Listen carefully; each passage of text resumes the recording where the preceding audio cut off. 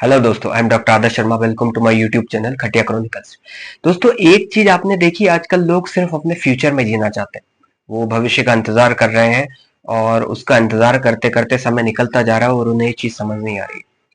वो कुछ ऐसा करना चाहते हैं जो बहुत एक्स्ट्रा ऑर्डिनरी है, बहुत अलग है, और जिससे उनको सुकून मिले, शांति मिले। और वो एक दिन का इंतजार कर रहे हैं कि जब वो जिंदगी आएगी जिसका वो जिंदगी भर से इंतजार कर रहे हैं। मतलब ऐसी जिंदगी जो जो उनको सिर्फ खुशी खुशी दे। वो कि बैंड बाजे बज रहे हैं, मजा ही मजा है, एंजॉय एंजॉय हो रहा है, बस जो चाह रहा है वो मिलता जा रहा है, कोई काम नहीं करना पड़ रहा है, ना स्ट्रेस है, ना एंजाइटी है, ना परेशानी है, कोई दिक्कत नहीं, लाइफ शॉर्टेज चल रही है। वो ऐसे जिंदगी जीना चाहते हैं, लेकिन ऐसा कुछ होता नहीं है। वो इसी ख्वाहिश में पूरी जिंदगी निकाल देते हैं, और जब तक उन्हें पता चलता है, जब तक जिंदगी आधी निकल चुकी होती है। मैं मोस्ट ऑफ द पीपल की बात कर रहा हूँ। मैंने बहुत सारे लोगों को देखा और उनमें मैं भी हूँ। मेरी थोड़ी सी किस्मत अच्छी कि मेरे को थोड़ा सा पहले समझ में आ गया, इसलिए मैंने सब लेना छोड़ दिया और वो करने लगा जो मुझे पसंद है।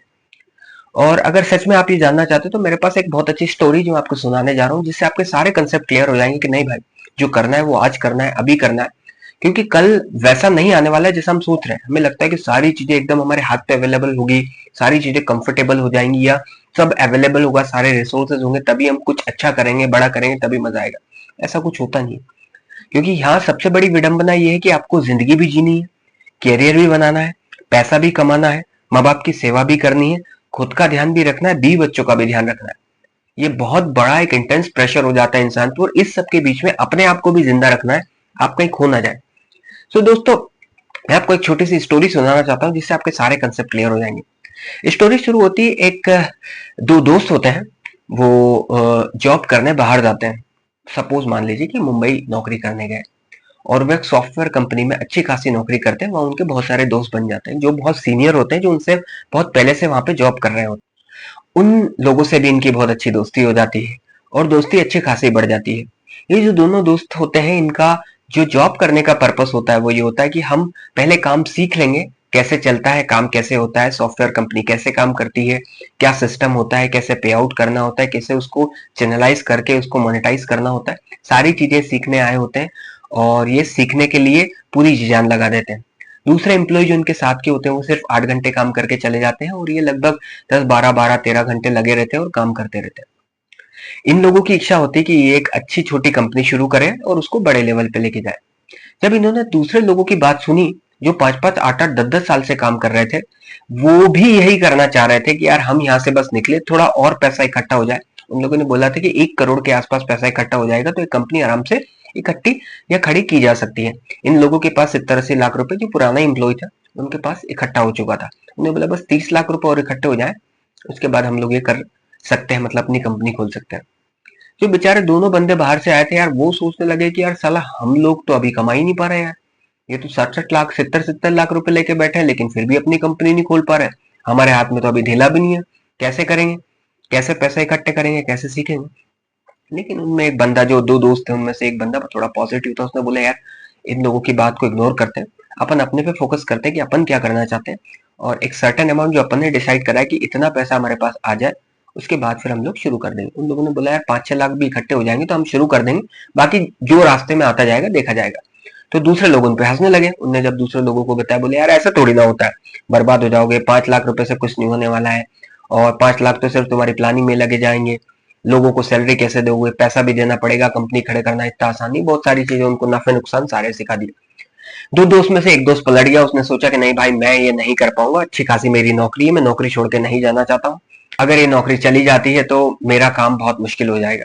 तो एक दोस्त ने गिव अप कर दिया। दूसरा दोस्तों को लगा रहा नहीं भाई कि मुझे करना है, और नहीं होगा, ज्यादा ज्यादा क्या होगा, फेल हो जाएंगे यार, उसके बाद देखते हैं। लेकिन जो दूसरे लोग थे वो उस पर बहुत बुरी तरीके से हंस रहे थे। सो वो टाइम आया जब 5 लाख रुपए इकट्ठे हुए। 1 साल बाद उस बंदे ने 5 लाख रुपए इकट्ठे कर लिए और वहां से वो चला गया। उसने अपनी छोटी सी कंपनी एक 10 बाय 10 के कमरे में शुरू करी। तो कंपनी शुरू करने पर उसे बहुत मशक्कत हुई, बहुत ज्यादा परेशानी हुई। लोग उसके साथ जुड़ना नहीं चाहते थे, उसके साथ इन्वेस्टमेंट नहीं करना चाहते थे, उसको हर ऑफिस से भगा दिया जाता था, उसका आइडिया किसी को पसंद नहीं आता था, लेकिन वो लगा रहा। धीरे धीरे धीरे उसकी वही लोकल लोगों से, जहां उसने कंपनी खोली थी, वहां उसकी दोस्ती हुई। सो उन लोगों का उसको थोड़ा सपोर्ट मिलने लगा, उसने दोस्ती करी, और आगे लोग वो जोड़ता गया। ऐसे जैसे जो उसकी थॉट प्रोसेस थी, वैसे 2 4 लोग और उसको मिल गए। उसने फिर कंपनी धीरे धीरे धीरे धीरे, साल 1.5 साल हो गए, लेकिन कंपनी ने कोई स्पीड नहीं पकड़ी। ऐसे में जो उसके दूसरे दोस्त थे वो फॉरेन ट्रिप्स कर रहे थे, मजे कर रहे थे, उन लोगों की शादी हो गई थी, कुछ के तो बच्चे भी हो गए थे, लेकिन ये भाई भी बैचलर थे और जिंदगी में बहुत अच्छा कुछ कर नहीं पा रहे थे। इनको रोज थॉट्स आते थे कि यार मैंने क्या सही किया है, क्या गलत किया है, क्या मैंने नौकरी छोड़ के बहुत बड़ी गलती कर दी। और जब ये थॉट्स इसको आते हैं तो ये फिर पुरानी लाइफ देखने लगता है कि कितनी बढ़िया जिंदगी थी, 8 9 10 घंटे काम करना होता था, उसके बाद बढ़िया सैलरी मिलती थी, सारे मजे मजे थे, इसको भी बहुत गिल्ट फील हो रहा था। लेकिन फिर एक अंदर से आवाज आती थी कि नहीं यार, अभी की मुसीबत हो सकती है। फिर ये बहुत अच्छी किताबें पढ़ने लगा, किताबें पढ़ पढ़ के इसे समझ में आया कि हर एक सीईओ के पास ये प्रॉब्लम आई थी जब उनने चीजें शुरू करी थी, तो ये लगा रहा। ऐसे में एक बार इसकी मुठभेड़ उन दोस्तों से होती जो अभी भी उसी कंपनी में जॉब कर रहे थे, और लगभग 2 ढाई साल हो चुके थे इस बात को। और जब इससे पूछा क्या चल रहा है तो इसने बड़ा कॉन्फिडेंटली जवाब दिया कि भाई नहीं, चीजें अच्छी चल रही, लेकिन अभी बहुत कुछ बड़ा नहीं कर पाऊं, लेकिन मैं लगा हुआ हूं। वो इस पे हंसने लगे क्योंकि इसकी माली हालत बहुत ज्यादा अच्छी बची नहीं थी।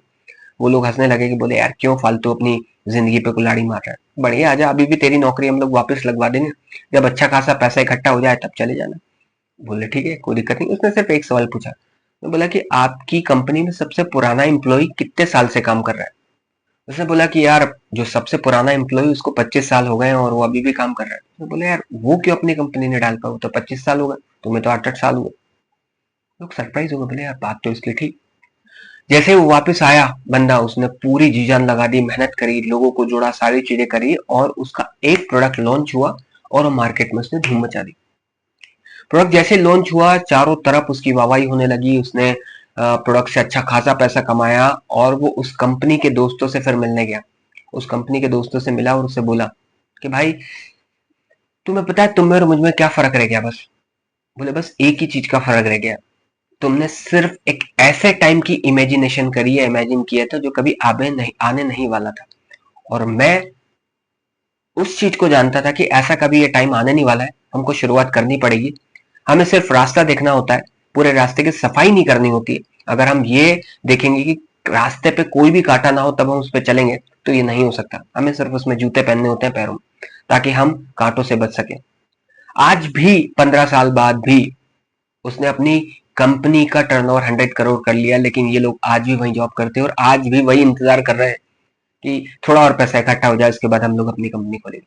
हम लोग भी यही कर रहे हैं, अपने सपनों को, अपनी जिद को, अपने शौक को, वो चीज जो आप करना चाहते हैं उसको डिले करते जा रहे हैं, और उसका उस टाइम का इंतजार कर रहे हैं जब सारी चीजें आपके हिसाब से चलने लगेगी, और तब आप वो करेंगे जो आप चाहते हैं। और ऐसा कभी होने नहीं वाला है, क्योंकि आप जो सोच रहे हैं वैसा 1000 लोग सोच के जा चुके हैं।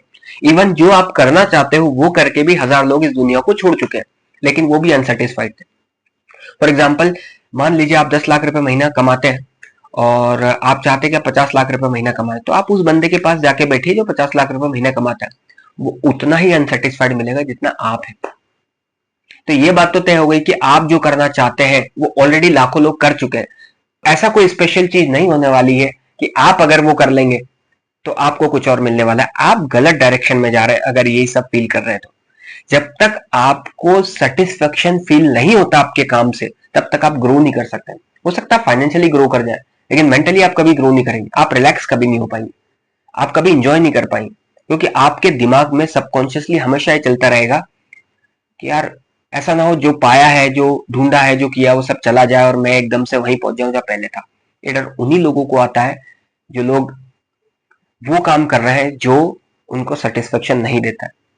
वो लोग जिनको काम सेटिस्फेक्शन देता है उन्हें कोई फर्क ही नहीं पड़ता, वो वैसे ही जीते हैं जैसे उनको जीना है, वो वही करते हैं जो उनको करना है, उनके जीवन बहुत अच्छे से चलता है, उन्हें कल की कोई चिंता नहीं होती। देखो थोड़ी बहुत एंजाइटी तो सबको होती है, हर आदमी थोड़ा बहुत तो परेशान होता है, लेकिन वो उतने परेशान नहीं होते जितने लोग होते हैं जो लोगों को देख के अपना मकसद डिसाइड करते हैं। सो दोस्तों, मुझे लगता है इस स्टोरी से आपको जरूर हेल्प मिलेगी कि हमें कैसे जिंदगी जीना चाहिए। मेरा मानना है यार कि जो करना है वो करो, बढ़िया करो। प्रिपरेशन करने में कोई बुराई नहीं है, लेकिन प्रिपरेशन करने में और सहारा लेके सिर्फ उस इमेजिनेशन में जीने में कि हम ऐसा करेंगे, तो बहुत फर्क है। अगर आप सच में कुछ करना चाहते हैं तो आप एक डेडलाइन तैयार कीजिए कि मुझे इतना सीखने में कोई बुराई नहीं दोस्तों, बहुत अच्छी बात है। आप जॉब करिए, जॉब में जाइए, सीखिए और अपना काम शुरू करिए अगर आप करना चाहते हैं। अगर आप जॉब ही करना चाहते हो तो उसमें भी कोई बुराई नहीं, लेकिन फिर वो एम्बिशन मत रखिए कि मैं एक दिन जाऊंगा, ये करूंगा, वो करूंगा, क्योंकि वो एक दिन का ही इंतजार आपको रहेगा, और जो जर्नी आपकी जॉब वाली रहेगी उसको आप भूल जाएंगे। सो मेरा सिर्फ इतना सा बोलना है कि if you wants to do something extra ordinary, beyond your job, then you have to quit your job without any security and without expecting people you to criticize. अगर लोग आपको क्रिटिसाइज कर भी रहे हैं तो आपको झेलना पड़ेगा, और नहीं भी कर रहे तो उससे आपको कोई फर्क नहीं पड़ना चाहिए। आप वो करिए जो आपको अच्छा लगता है, बिकॉज इन द एंड जिंदगी आपकी है, आपको डिसाइड करना है। अगर आप सिर्फ लोगों के हिसाब से जिएंगे तो एक टाइम आएगा जब आप मरने वाले होंगे, तब भी लोग यही बोलेंगे यार ये और कर लेता तो ज्यादा बेटर होता। तो गाइज मुझे लगता है ये वीडियो से आपको बहुत सारी क्लियरिटी मिली होगी, और होप हम अगली वीडियो में मिलेंगे और अच्छे टॉपिक के साथ, और मजा आएगा बात करने में। दिल की बात करेंगे, देसी बात करेंगे, और 90s के तो बच्चे हम लोग हैं, तो बड़ा मजा आने वाला है हम लोगों को। देखते हैं, मिलते हैं अगली वीडियो में।